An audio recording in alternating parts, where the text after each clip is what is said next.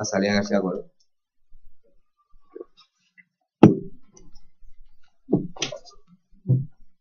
Muy buenos días. ¿Se escucha? Sí, ahora sí. ¿Cómo están? Mi nombre es Azalea García, trabajo para Loinas Martin y pues tengo una mezcla pues, que a veces es extraña y no tan extraña, pero mi background es en recursos humanos, la mayor experiencia laboral que tengo en el área de recursos humanos, fui consultora por más de 15 años y los últimos años pues entonces he estado envuelta en la parte técnica legal y con un énfasis en derecho de salud con el licenciado Diego Loinas. Así que tengo una mezcla que para un foro como el de hoy pues nos debe ayudar porque pues yo conozco el lenguaje de los patronos y de recursos humanos. Cuando comenzaba con Diego en la mañana, que él me decía, bueno, pues es que yo veo mucha gente de las aseguradoras, yo le digo, esta mañana yo te dije que a la gente de recursos humanos no les podía ser tan técnico con la parte de salud, quizás yo ahora tengo que ser un poquito menos técnica con la parte de HR y definir mejor las cosas, así que si no entienden algo, pues me dejan saber. Este es el control.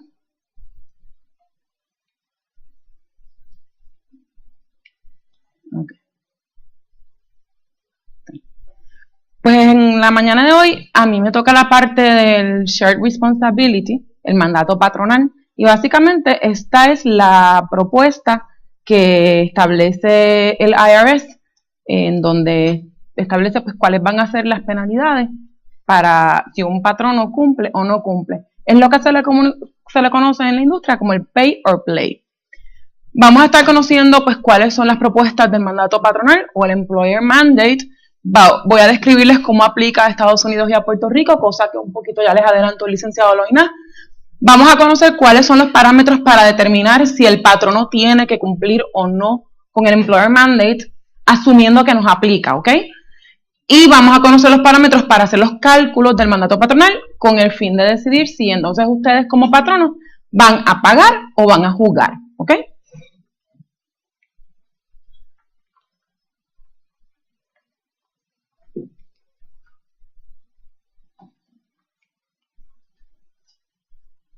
Problemas técnicos breves. ¿A dónde tengo que apuntar? No sé a dónde, estoy segura.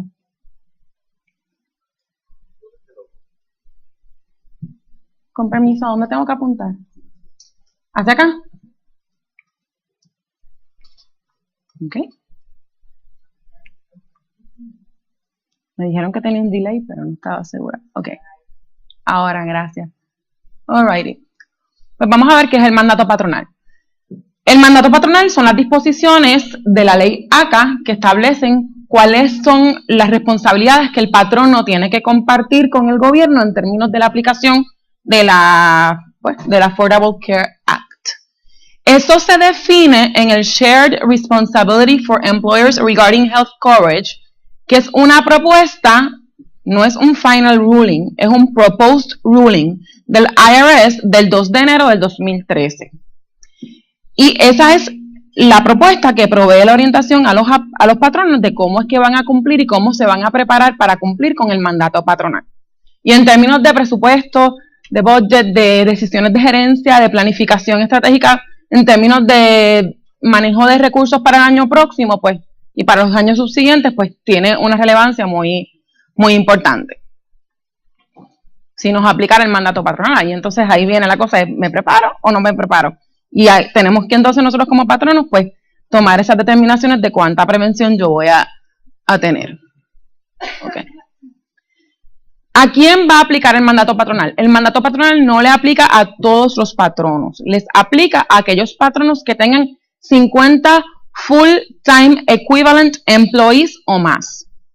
Y la definición de full-time equivalent employees es diferente en este mandato y en esta parte de la ley que lo que es en otras leyes laborales. Así que parte del tricky de esta ley es que como definimos full-time equivalent actualmente en nuestras empresas, para otras leyes e internamente es diferente a como lo vamos a definir para efectos de esta ley. Por lo tanto, ¿qué crea eso? Un rollo nuevo de reporting y de establecimiento de sistemas para nosotros poder medir las cosas diferentes.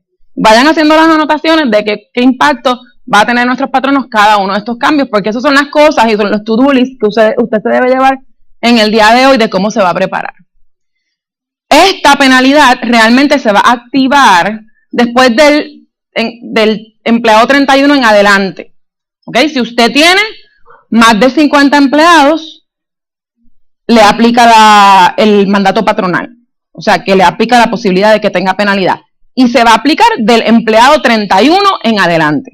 Por los primeros 30 empleados, usted no paga penalidad. Y no son empleados, son full-time equivalent.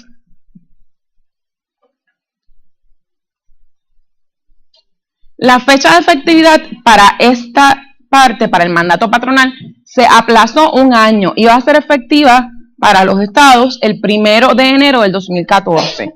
Y recientemente, hace aproximadamente un mes, anunciaron que no estábamos listos para hacer la implementación para el 1 de enero del 2014 y decidieron que iban a aplazar la implementación un año. Entre las razones que motivaron este atraso es que todavía no hay un final ruling en cuanto a los reporting requirements que se necesitan previo a la implantación del mandato patronal.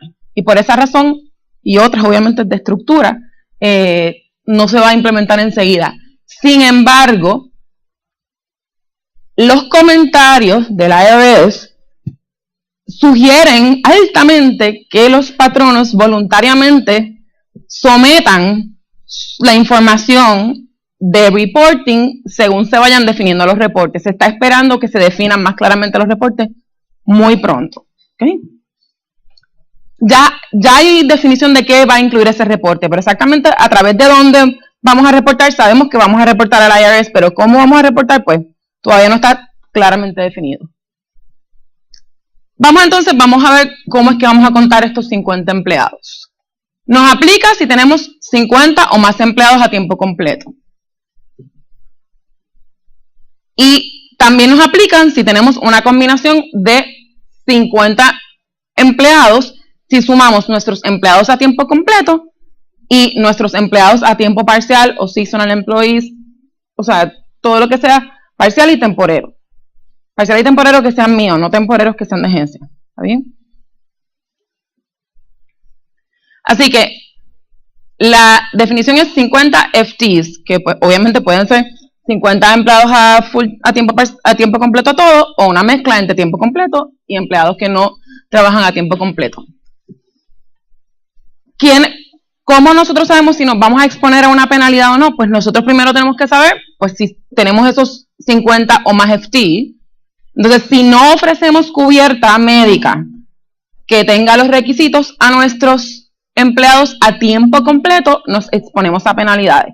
Así que la primera regla es, si usted tiene 50 full-time equivalents en su empresa y usted no ofrece cubierta médica que cumpla con los requisitos a sus empleados a tiempo completo, y aclaro eso porque a sus empleados a tiempo parcial no le tiene que ofrecer cubierta médica, los contamos para establecer el número de empleados, el threshold de los 50 FTs, pero el requisito de la ley no es que le tenemos que ofrecer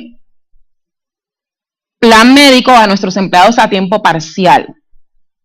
There's a tricky to that, pero ese no es el requisito. El requisito es que le tenemos que ofrecer plan médico a nuestros empleados a tiempo completo. Si no lo ofrecemos, tenemos una penalidad. También, si ofrecemos un plan médico y ese plan médico no cumple con unos requisitos que establece la ley, también tenemos penalidad. O sea, vamos a asumir que nosotros sí decidimos ofrecer un plan médico a nuestros empleados, pero que ese plan médico no incluye o no cubre los beneficios esenciales que los va a discutir la licenciada Johan Serrano. Si no tiene y no cumple con los criterios de beneficios de salud esenciales, pues el plan médico, para efectos nuestros, no es válido y vamos a tener unas penalidades. La penalidad es diferente a la primera, pero hay una penalidad. Lo otro es que nuestro plan médico o la aportación que hace el empleado al plan médico tiene que ser accesible para ese empleado. Así que si le ofrecemos un plan médico bien caro al empleado y el empleado no lo puede pagar, pues básicamente no pasa esa prueba y al no pasar la prueba también nos exponemos a la penalidad.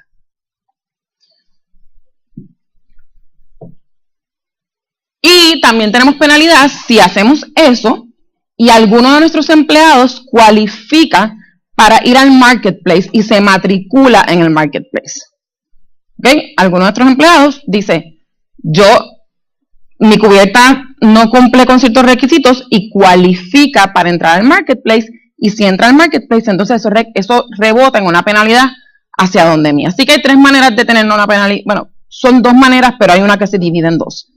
Primero, que no ofrezcas plan médico, y el segundo es que ofrezcas plan médico, pero que ese plan médico no cumpla con los requisitos de la ley, y a su vez que por lo menos uno de tus empleados se vaya al marketplace y le cueste al Estado en vez de costarle a usted. Así que, ¿qué pasa? Que el Estado le está diciendo, pues entonces ahora me tiene que subsidiar lo que yo tuve que pagar a través de esa penalidad. ¿Estamos claros hasta ahí? ¿Voy muy rápido? ¿Estamos bien? ¿O muy lento? Vamos a ver. El patrono grande, como ustedes van a escuchar, o si tienen la oportunidad de leerse la ley y los diferentes rulings y proposals que salen del IRS, son muchos los que salen, van a ver que en diferentes sitios hablan de un patrono grande. Y en casi todos bueno, no en casi todos, pero en diferentes partes de la ley, el patrono grande se define diferente. O sea que eso es otro tricky de la ley. El patrono grande, dependiendo del título del que estemos hablando y de la regulación que estemos aplicando, se define diferente. Para efectos del mandato patronal, o sea, de la directriz de Shared Employers de la IRS, un patrono grande es de 50 empleados a tiempo completo basados en full-time equivalent. ¿Qué implica eso? Por ejemplo, para Essential Health Benefits, el empleado grande es otro número. Varía en diferencias, pero tienen que estar bien pendientes. Para esta ley, eso es un patrono grande. Para medir en qué periodo tenemos esos empleados, para el primer periodo que aporte el mandato patronal, usted puede escoger cualquier periodo de 6 meses del año anterior. O sea que el primer año, cuando se implemente la ley en el 1 de enero del 2015, vamos a poder mirar para atrás el 2014 y según lo que dice el Proposed Ruling, ahora mismo, vamos a poder escoger un periodo de 6 meses durante el año anterior para definir el promedio de empleados que nosotros tenemos, ¿ok? Para poder definir si tengo o no tengo 50 empleados, si tengo o no que cumplir. Así que eso se va a establecer y como los 50 empleados se van a basar en un full-time equivalent, en esencia, eso se va a tener un impacto en que vamos a medir a base de horas trabajadas. Y así es que vamos a hacer las conversiones. Ahora les explico un poco más. Así que, viéndolo de una manera un poquito más gráfica, ¿cómo se determina el número de empleados? Y esto es diciéndole 1 más 1 es 2. Todavía no he entrado detrás, solamente en el outer layer. Va a ser el total de empleados a tiempo completo que trabajen 30 horas o más a la semana. ¿Dónde fui? Ah, sí, miren. Aquí no fui. ¿Qué es un empleado a tiempo completo? Un empleado a tiempo completo, para efectos de esta ley, de esta parte de la ley, es aquel empleado que trabaje 30 horas o más por semana o que trabaje más de 130 horas al mes. O sea, que en promedio trabaje 30 horas o más por semana o que trabaje 130 horas al mes. Esos son los dos guías que se utilizan. En la ley, la constante es hablar de las 30 horas o más por semana. Así que aquellos de nosotros que tenemos definidos nuestros full-time employees como aquellas personas que trabajan 40 horas o más, o 36 horas o más, o 37 horas o más, pues entonces no lo podemos definir así. Para efectos de esta ley, nuestros full-time employees van a ser aquellas personas que trabajan 30 horas o más. So, change your program for that purpose. Nuestros empleados a tiempo parcial van a ser pues aquellas personas que trabajan menos de 30 horas, que se parece, ¿verdad?, un poquito a nuestra regulación de vacaciones y enfermedad. Pero esas 30 horas, esas menos de 30 horas, todas las horas de los empleados a tiempo parcial, las vamos a sumar, las horas trabajadas, y las vamos a dividir en 320. Y esa cantidad es la que nos va a decir cuántos FTEs yo tengo de personas que trabajan menos de 130 horas. ¿Ok? Por lo tanto, un FTE, un full-time equivalent, va a ser igual a 120 horas por mes por empleado part-time. Y como les había explicado antes, vamos a tomar en cuenta las horas de nuestros empleados temporeros que sean nuestros empleados. ¿Cómo lo tengo que hacer en términos de fórmula? Pues tomo el número total de empleados a tiempo completo que trabajen más de 30 horas a la semana. Voy a coger el total de horas trabajadas por empleados a tiempo parcial y lo voy a dividir entre 120. Y eso, el resultado de esas dos fórmulas, entonces la voy a sumar y eso me va a dar mi número de empleados equivalentes a tiempo completo, my full-time equivalents. Y ese número, si es menor de 50, no tengo problema. Pasé con ficha, o sin ficha realmente. Pero si tengo más de 50, tengo que cumplir y me tengo que poner a correr. ¿Y qué es lo que yo pienso? Yo tengo clientes que son pequeños y medianos patronos y que yo estoy pensando, el año que viene creo que voy a crecer, voy a tener que reclutar 5 personas. Pues no voy a reclutar 5 personas nuevas porque tengo 48 empleados, tengo que ver cómo voy a hacer y cuántos part-timers voy a coger y tengo que hacer todo un plan. ¿Por qué? Porque no me quiero exponer a penalidades. Mi compañía no aguanta $40,000 de penalidades el año que viene. ¿Está bien? Así que vamos a ver cómo se determina el número de empleados. Entre otras consideraciones que tenemos que tener en consideración que tenemos negocios que son de temporadas. Por ejemplo, yo le digo el Macy's, pero puede ser un retail, una tienda retail. Hay, qué sé yo, el cine, por ejemplo, el cine que en verano tienen que contratar más gente y en diciembre y en invierno tienen que contratar más gente. Hay ciertos negocios que son negocios de temporada. Aquellos negocios de temporada, la guía general es que usted va a usar el promedio de aquellos seasonal employees y los va básicamente a prorratear en el año. Hay otra fórmula para utilizar que también se puede utilizar y es que voy a utilizar los seasonal employees y voy a usar el promedio de 4 meses. Y si uso el promedio de 4 meses y esos 4 meses dice 120 días y entonces voy a usar el número de empleados FTs que tenga en esos 4 meses. Si es menos de 4 meses, no tengo que considerarlo. Si es más de 4 meses, pues entonces los tengo que considerar como parte de mis empleados. ¿Está bien? Los seasonals pueden ser un poquito tricky en la ley. También hay una cosa bien importante que tenemos que considerar y que nos va a explicar más a fondo ahorita Dolmaris, y es aquellos de ustedes que participan o son parte de grupos empresariales que son empresas aliadas, empresas hermanas, holding companies con diferentes compañías. Y básicamente, al igual que otras leyes laborales y otras leyes corporativas, va a depender del grupo de control. O sea, ¿quién es el dueño? Tenemos los mismos dueños en todas las compañías. ¿Quién controla qué? ¿Cómo se establecen los beneficios entre las compañías? ¿Qué ustedes comparten? ¿Qué administración comparten? Y hay unos criterios que se van a utilizar que los va a discutir un poquito más tarde Dolmaris para determinar si cuando usted cuente ese número de empleados, de los 50 empleados o más, va a tener que tomar en consideración todas las compañías hermanas que estén bajo el mismo grupo de control o no. La regla en general es que si usted tiene dueño común o grupo de control, se cuentan los FTs en conjunto y se considera como un large employer. O sea que realmente hay patronos que utilizan estrategias de tener diferentes compañías de menos de 20 empleados o de menos de 50 empleados porque tenemos que cumplir con menos requisitos y demás, o porque sencillamente operacionalmente así es que hace sentido. Pues tenemos que tomar en cuenta que para efectos de esta ley vamos a tener que contarlos juntos y dejar saber que comparten un grupo de control y son compañías hermanas.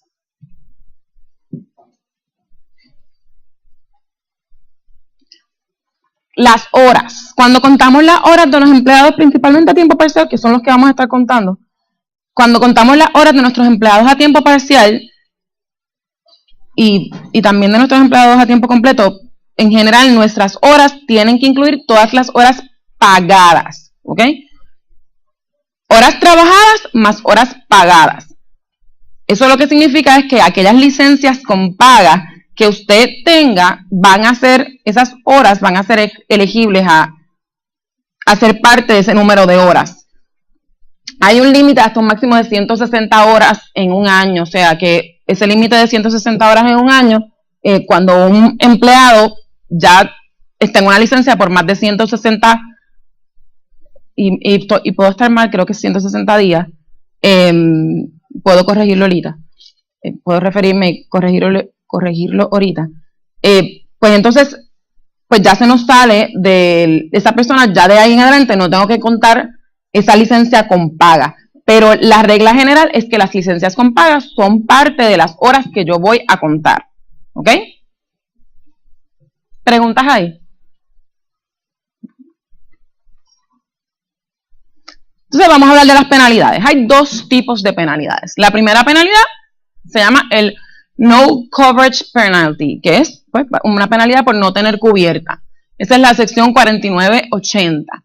Y básicamente lo que dice es que si un patrono no ofrece, un patrono que tenga que ofrecer cubierta, que tenga más de 50 FTEs, no ofrece cubierta a sus empleados a tiempo completo y a sus dependientes, pues entonces no cumple. Así que no solamente le tenemos que ofrecer un plan médico a nuestros empleados, una cubierta individual, también le tenemos que ofrecer una cubierta a los dependientes. Y ese dependiente no incluye el esposo. Para efectos de esta ley, dependientes no incluye el esposo. También entonces tenemos otra penalidad que se llama el Inadequate Coverage Penalty.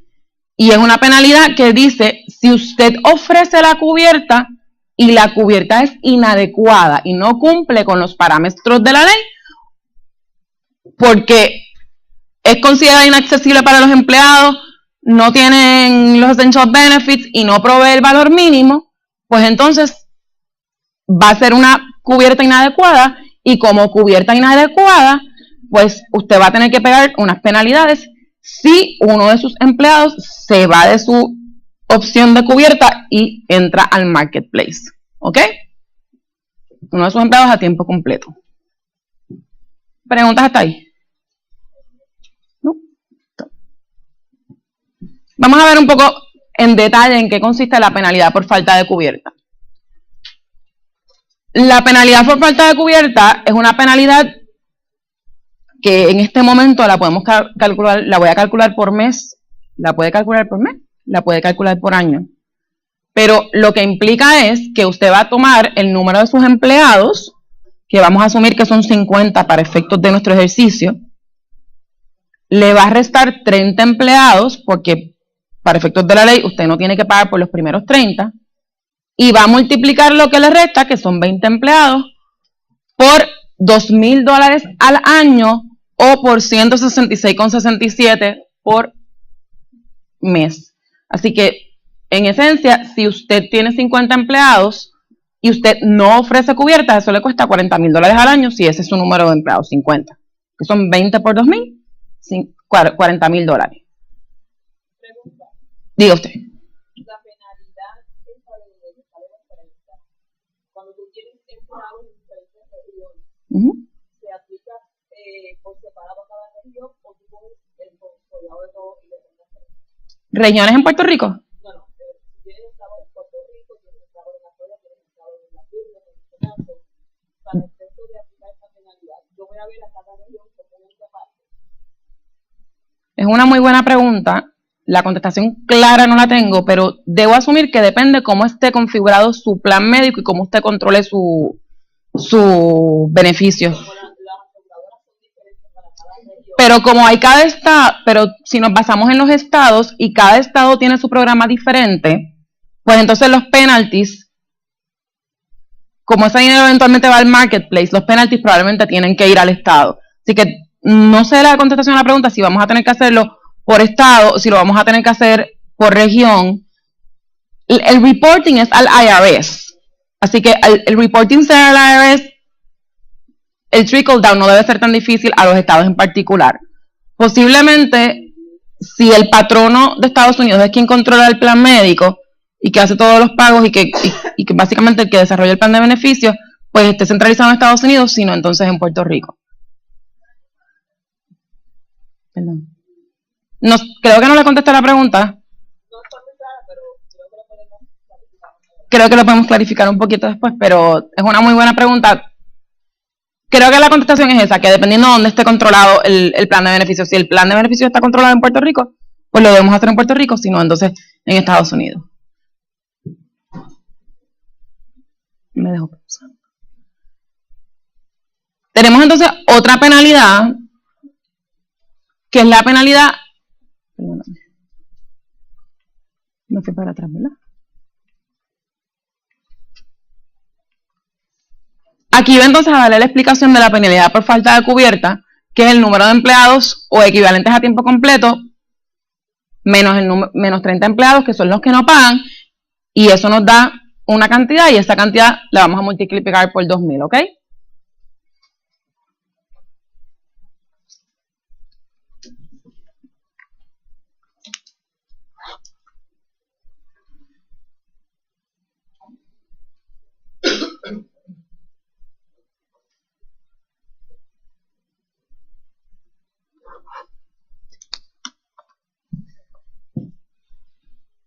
Entonces tenemos la penalidad de cubierta inadecuada. La penalidad de cubierta inadecuada aplica cuando la cubierta o no es accesible al empleado, o no provee el valor mínimo, o el patrón no le ofrece a cubierta a más del 95% de los empleados, y alguno de nuestros empleados se nos va al marketplace. Que no es accesible al empleado, lo vamos a discutir ya mismo. El valor mínimo, el valor mínimo es un valor actuarial. Y yo trato de traducirlo a nuestro lenguaje, y de la manera que yo lo entiendo es de la siguiente. Yo no soy actuaria ni soy contable especializada en esta área, pero hay diferentes escalafones en las cubiertas médicas, y hoy en día ya uno los puede ver. Las cubiertas bronce son el 60%, las cubiertas plata son el 70%, las cubiertas oro son el 80%, y así siguen. Y no sé hasta qué metal llegamos, pero están ahora mismo divididos por metales. Y esos metales, de la manera que están clasificados ahora mismo, es cuánto se prevé que el dinero que usted paga, esa cubierta, ¿qué valor tiene? El dinero que usted paga es el 60% de la cubierta. O sea, si yo tengo menos cubierta, si yo voy a coger una cubierta de menos cantidad de dinero, que tenga menos amplitud, pues voy a coger una que es del 60%. Si igual para el próximo escalafón voy a una del 70%. Así que, dependiendo de los beneficios, el valor mínimo que permite la ley que uno le ofrezca al empleado es que ofrezca un plan de un 60% de valor actuarial. Así que nosotros nos tenemos que asegurar con nuestros brokers, en este caso con Olympic, es que hagamos dos cosas. Número uno, que establezcamos que estamos cumpliendo con los Minimum Essential Health Benefits, y que nuestro valor actuarial, el valor actuarial de nuestro producto, llega al mínimo del 60%. ¿Ok? El 60% de los costos médicos.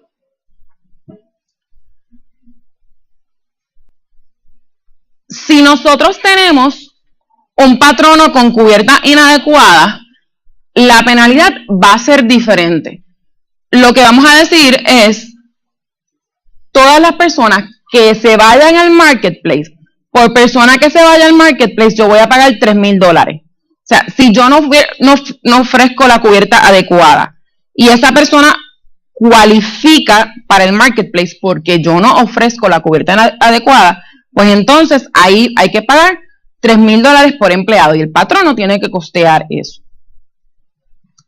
En ese caso, recuerden que el patrono sí ofrece una cubierta, lo que pasa es que no es adecuada, y el empleado se fue afuera a buscar algo que realmente cumpliera con sus necesidades, y esa penalidad la tenemos que pagar nosotros. Esa penalidad nunca va a ser mayor que la penalidad que tuviéramos que pagar si fuéramos un patrono que no asegura. Así que en eso hay una consideración en la ley. A veces uno multiplica y esa cantidad te da mayor que lo que hubieras tenido que pagar, los $40,000, y no, realmente no computa eso, sino que se queda en los $40,000. Y vamos a ver algunos ejemplos. Así que para la penalidad de cubierta inadecuada, usted va entonces a tener el número de empleados a tiempo completo que reciben asistencia en el pago de cubierta médica, o sea, que se nos fueron para el marketplace, que reciben el subsidio, y lo vamos a multiplicar por 3,000. Y esa es la cantidad que nos va a dar al año. Si lo vamos a multiplicar entonces por mes, pues es por $150. Ahora vamos a hablar de qué es una cubierta accesible y cuáles son algunos métodos que podemos utilizar para poder hacer el análisis de si la cubierta que nosotros estamos ofreciendo es accesible o no. Ya hablamos que teníamos que tener 50 FTEs, discutimos cómo se calculan los FTEs full times y los part times y seasonals y cómo se convierten. Dijimos que se convierten por horas pagadas y por horas trabajadas, sumando esos dos, o sea, las horas trabajadas de un empleado más lo que se paga en leaves pagados. Y eso lo vamos a dividir entre 120 y nos va a traer el FTE. Y dijimos que si somos un patrono que ofrece cubierta, pero esa cubierta no cumple con ciertos estándares, pues entonces mi empleado tiene acceso a irse fuera de nuestra red y nosotros tenemos una penalidad porque él se fue y lo buscó por otro lado, ¿ok? Así que no lo vamos a financiar a través de nosotros porque no le vamos a pagar el plan médico a nosotros, pero lo tenemos que pagar lo que él haga afuera. Y uno de los requisitos es que la cubierta sea accesible. La ley dice que la cubierta es considerada accesible si el costo que el empleado tiene que pagar por una cubierta individual no es mayor de un 9.5% del employee household income. Porque aquí está hablando de una cubierta individual, pero anteriormente habías hecho referencia a que tiene que incluir a los hijos. Sí, estoy clara de eso. Esto es para propósitos del cómputo de accesibilidad. Esto es para propósitos del cómputo de accesibilidad. Y vamos a verlo un poquito más adelante, se lo voy a adelantar un poco. Perdonen, ella hizo una pregunta muy válida y nos dice, me estás hablando ahora del cómputo individual y de la cubierta individual, y anteriormente me habías hablado que le tenía que ofrecer cubierta a los dependientes exceptuando al esposo, así que, ¿por qué no estás considerando esa cantidad en el cómputo de accesibilidad? Porque la ley no exige que se incluya que la cubierta de los dependientes sea accesible. La ley lo que exige es que la cubierta de los empleados sea accesible. ¿Ok? La contestación sencilla es esa. Y vamos a ir entonces ya mismo a la explicación más específica. Así que les estaba diciendo que nos tenemos que basar en el ingreso bruto del empleado. Pero no en el ingreso del empleado solamente, dice el household income. ¿Y cómo yo voy a saber cuánto se gana cada casa cuando en muchos de los sitios realmente trabajan en Puerto Rico? Hay muchísimas familias que trabajan, los dos adultos que viven en la casa, y hay otras familias que pues, son single family. O sea, hay diferentes condiciones, diferentes variaciones, así que es difícil establecerlo. En general, la guía que dice el proposed ruling, y yo vuelvo y hablo del proposed ruling porque yo necesito que ustedes sepan que nada de esto es final y firme. Sigue hablando la gente, siguen cabildeando todo el mundo a ver cómo se simplifica, pero hasta aquí va el proposed ruling. Y lo que dice es, usted se puede basar en la W2 del empleado para hacer la determinación, y eso está sujeto a ajustes retroactivos.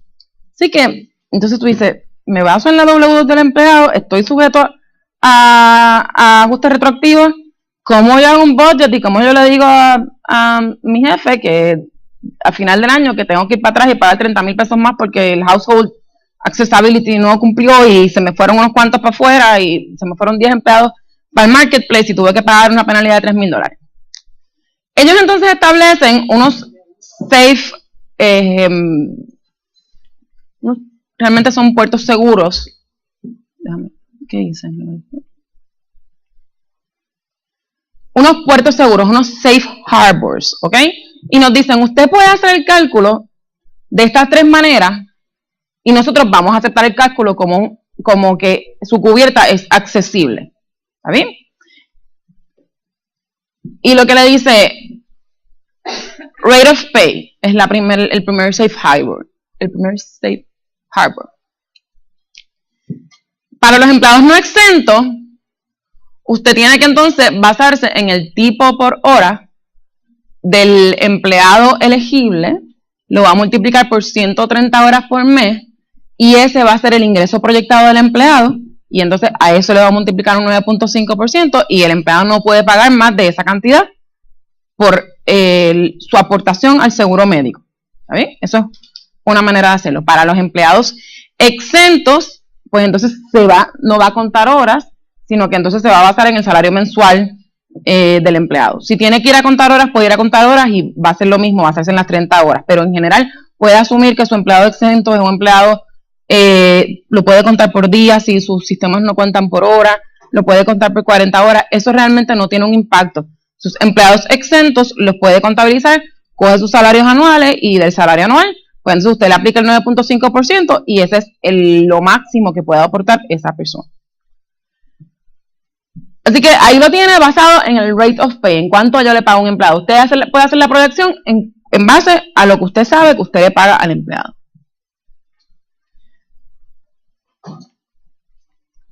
También puede basarse en el minimum rate of pay, que no estoy segura si lo estoy viendo, pero eso es lo que implica si usted coge el salario mínimo que usted le paga a un empleado y hace el mismo cómputo, y pues eso es básicamente lo máximo que usted le puede cobrar a cualquiera de sus empleados si va a estandarizar la cubierta, que es lo que normalmente hacemos, ¿no? Por último, se puede basar en el Federal Poverty Line, ¿ok? Y la aportación del empleado para un plan individual no puede exceder el 9.5% del nivel de pobreza federal para un individuo. Actualmente el Federal Poverty Line es 11.490 para un individuo, que es un 9.5%, y eso implica 90,96 mensuales. Y eso no va a variar por el ingreso del empleado. Así que una de las evaluaciones que tienen que hacer es la aportación que yo le exijo a mi empleado. ¿Cumple con la regla de accesibilidad? Si cumple con la regla de accesibilidad, check.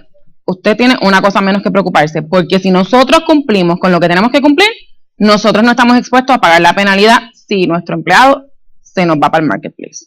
¿Está bien?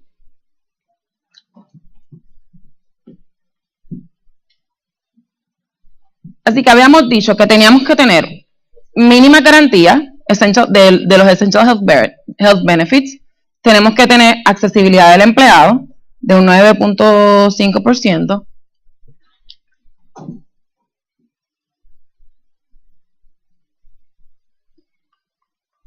Quiero ir atrás un poquito.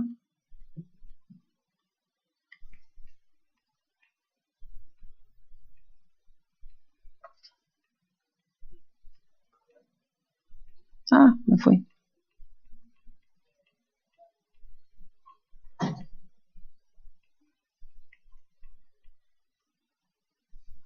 Que sea accesible y que provee el valor mínimo. Esos son los 3 requisitos. Que sea accesible, que no exceda el 9.5% del salario del empleado, que provee el valor mínimo, que por lo menos ofrezca una cubierta que ofrezca un 60% del valor actuarial de los costos médicos, y que nosotros le ofrezcamos la cubierta a todos los empleados, entre el 95 al 100% de los empleados, es lo que dice la ley, para nosotros cumplir. Entonces nosotros saber que nuestro plan cumple con el adequate coverage. Así que si es adecuado, pues no vamos a tener ese problema. ¿Perdóname? Sí. En caso de un patrono que establezca pues, una contribución individual al plan que sobrepasa el Federal Poverty Line, pero aún así, dentro de esa población hay una persona en el marketplace. ¿Aplica entonces esta otra penalidad? Si la persona cualifica al marketplace porque no cumples con la accesibilidad de la aportación del empleado, entonces vas a tener la penalidad. Así que entre las estrategias que nosotros tenemos que asegurarnos para nosotros lograr esa accesibilidad, establecer o elegir un puerto seguro. Pueden elegir el puerto seguro de tipo por hora, lo cogí como ejemplo de coger el tipo por hora por 30 horas, establecer una prima mensual de un 9.5% del resultado y el número no va a variar incluso cuando las horas de los empleados varían. Eso le evita a usted a tener que hacer entonces un análisis de todo el año de cuántas horas trabajó el empleado. Y tiene que establecer entonces esa prima esta aportación a solamente un 9.5 de la base de la cubierta individual. Vamos a ver. Entonces voy a tratar de resumirlo con un flowchart que lo tienen en su presentación. Espero que se pueda leer bien, a veces son chiquitos, pero voy por ahí. Lo primero que usted tiene que determinar es si usted tiene más de 50 FTEs, Full Time Equivalent Employees. Si usted tiene más de 50 Full Time Equivalent Employees, entonces usted tiene que hacerse otras preguntas. Si usted no tiene más de 50 o más Full Time Equivalent Employees, pues no tiene que cumplir con la ley. Y no existe ninguna penalidad. Si usted sí cumple con eso, pues tiene que entonces preguntarse si usted le ofrece una cubierta a todos los empleados full time y a sus dependientes. ¿Ok? Si usted no le ofrece una cubierta, pues entonces usted va a tener una penalidad y esa penalidad va a ser 50 menos 30 por 2,000. Si usted sí le ofrece una cubierta médica y usted tiene que preguntarse si esa cubierta médica cumple con el valor mínimo, con los Essential Health Benefits y que sea accesible para los empleados. Si usted sí cumple, pues hasta ahí termina su análisis y estamos bien. Si usted no cumple y alguno de sus empleados a tiempo completo recibe subsidio, pues entonces usted va a tener una penalidad. Y la penalidad va a ser de $3,000 por empleado que recibe subsidio. Básicamente, ese es el flowchart, en eso lo resumimos. ¿Preguntas en ese proceso de análisis?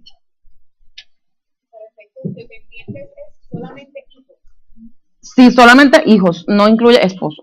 No, pero me refiero a dependientes que no necesariamente son hijos, pero que por ley son dependientes. Si por ley son dependientes y para efectos del plan médico dependientes, son dependientes excepto el esposo. ¿Ok? Así que hijos de crianza, ese tipo de, sí van a seguir siendo dependientes. Vamos a hablar unos ejemplos. Y estos ejemplos es para que vean la variación en cómo se calculan ciertas cosas. Si tienen preguntas después de ellos, en confianza me pueden ver y me preguntan o me lo pueden hacer aquí. Este es el primer ejemplo. Nuestro total de empleados a tiempo completo son 49. Tenemos no subsidiados, significa que los empleados no fueron al marketplace, sino que no están yendo a buscar ayuda de plan médico en el marketplace. Son 48, tengo un empleado subsidiado, un empleado que se fue al marketplace. Empleados, FTEs de empleados a tiempo parcial o de empleados seasonal, tengo 0. Pues en este caso, el patrono, si sumamos el total de FTEs con los part-time y arriba, tenemos 49, no tiene ninguna penalidad porque no tiene que cumplir con la ley porque no tienen más de 50 empleados o más. ¿Está bien? Vamos entonces a hablar de otro ejemplo. Tenemos un patrono que tiene 50 empleados, tiene 50 empleados no subsidiados, 0 empleados subsidiados, no tiene part-timers, así que no tiene que pagar nada porque no tiene ningún empleado subsidiado, así que no tiene ninguna penalidad. Esto implica que, y ahora lo vamos a ver aquí, yo tengo aquí un patrono que tiene 50 empleados a tiempo completo, en este caso no tengo part-timers, tengo entonces 49 de ellos están no subsidiados y uno de ellos está subsidiado, ¿ok? Para el patrono que provee cubierta médica, si usted provee cubierta médica, ¿cuál va a ser la penalidad? El que se fue al subsidio, usted tiene que pagar $3,000 por esa es su penalidad. Si usted no tiene cubierta médica, tiene que pagar 40,000 porque son 50 menos 30, que son 20 por 2,000 son 40,000. si el patrono hace una contribución adecuada, porque lo que pasa es que si el patrono tiene una cubierta adecuada, el empleado no va a ser elegible al subsidio, porque el empleado es elegible al subsidio. Uno de los requisitos es que su patrono no ofrezca una cubierta adecuada, ¿ok?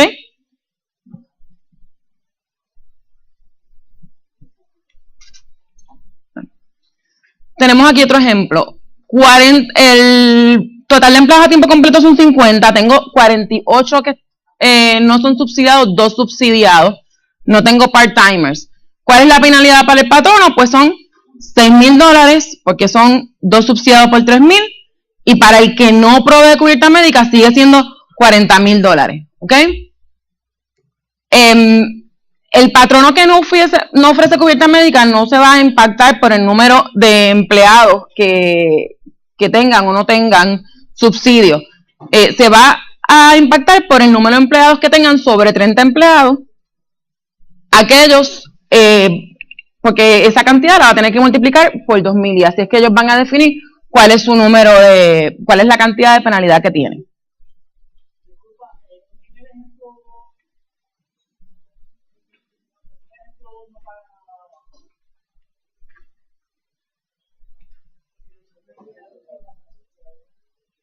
Porque el patrón no tiene ningún empleado subsidiado.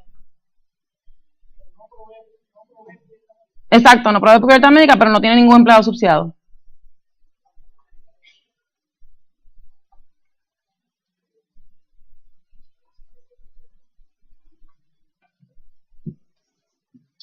En el ejemplo número 5, que son empleados a tiempo completo, son 51.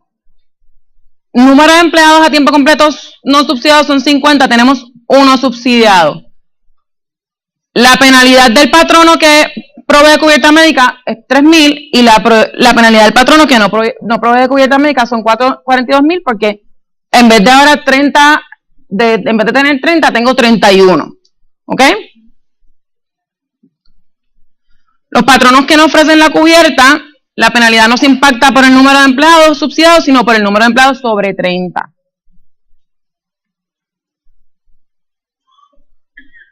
El número 6, tengo 51 empleados a tiempo completo, tengo 26 no subsidiados y 25 subsidiados.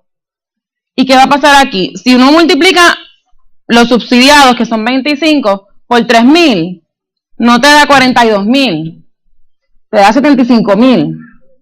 Lo que pasa es que nosotros como patronos no vamos a tener una penalidad que sea mayor a la que nosotros estemos expuestos como un patrono no subsidio, o sea, como un patrono que no ofrece cubierta médica. ¿La penalidad mayor de un patrono que no ofrece cubierta son 42,000? No, son el número sobre tu 30, o sea, es cantidad de empleados menos 30 por 2,000. Por 2,000, si no ofreces cubierta médica. Y ahí es que está el juego. ¿Are you gonna pay or are you gonna play? ¿Qué te va a costar más? ¿Qué te va a costar menos? ¿Le vas a decir a tus empleados que vayan al marketplace y que ellos se encarguen, o lo vas a hacer tú? Vamos entonces a hablar un poquito de los part-timers. Los part-timers tenemos 31 empleados a tiempo completo. Tengo entonces aquí en FTEs de horas part-time tengo 20, así que en total tengo 51 empleados a tiempo completo. Tengo 25 empleados, tengo full-time no subsidiados 6, full-time subsidiados 25. Pero entonces, ¿qué voy a pagar? Voy a pagar el exceso de 30. No puedo pagar más de lo que hubiera tenido que pagar para el patrono que no provee cubierta. Y este empleado que tiene 31, o sea, tiene 50 empleados de más. Tiene 51 empleados entre los 20 y los 30, pero le tiene que entonces, de los que son a tiempo completo, que son 30, le resta que son 31, le restan los 30 y te da 1. Así que voy a pagar la penalidad por ese 1. ¿Está bien? Y por eso es que entonces en ese caso, como yo no voy a pagar en la penalidad más de lo que pagaría si fuera un patrón no asegurado, aunque tengo más empleados full time subsidiados, pues ese es el límite de la penalidad de ese patrono.